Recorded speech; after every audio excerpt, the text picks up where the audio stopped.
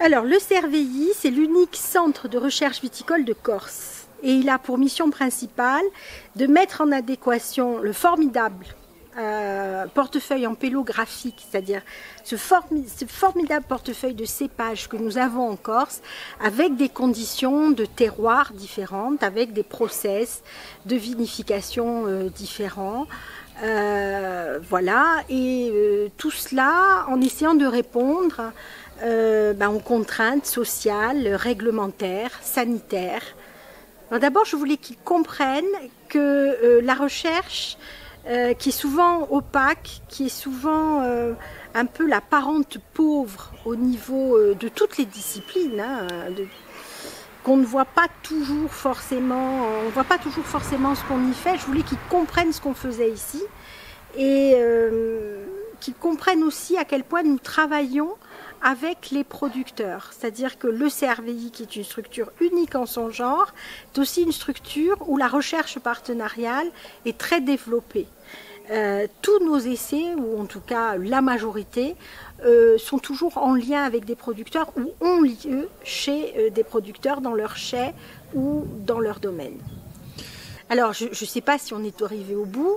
Aujourd'hui, on a redécouvert ces 10 dernières années 12 nouveaux cépages qui sont dans le circuit d'assainissement, de bouturage, de fabrication de plants et qui vont petit à petit rentrer dans les programmes où on essaye justement d'aller jusqu'à l'inscription au catalogue.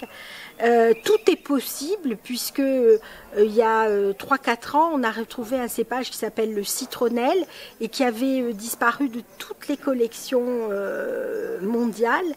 Et en fait, la Corse a permis de sauver cette variété en particulier. La Corse a vraiment sauvé une variété de vignes. Alors, j'ai envie de vous dire, on ne sait pas.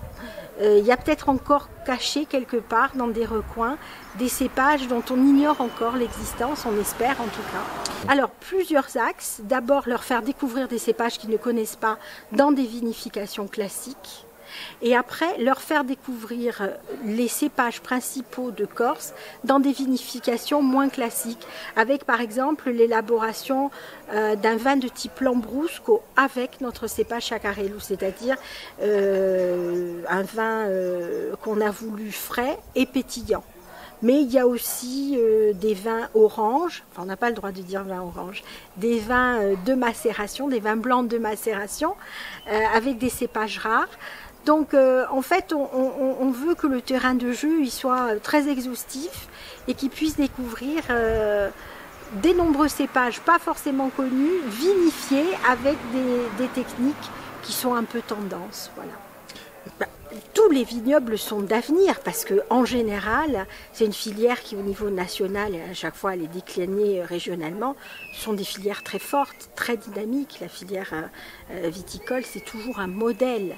Le vignoble corse, c'est un vignoble d'avenir dans la mesure où, comme les vignerons corses ne se sont rien interdits, on en a sous la pédale. En tout cas, on a un portefeuille péographique avec 32 cépages qui seront bientôt tous à leur disposition. Alors quand je dis bientôt, c'est à l'horizon 10-20 ans, mais ils en ont déjà une bonne vingtaine pour pouvoir s'adapter au changement climatique et pour pouvoir élaborer des vins nouveaux.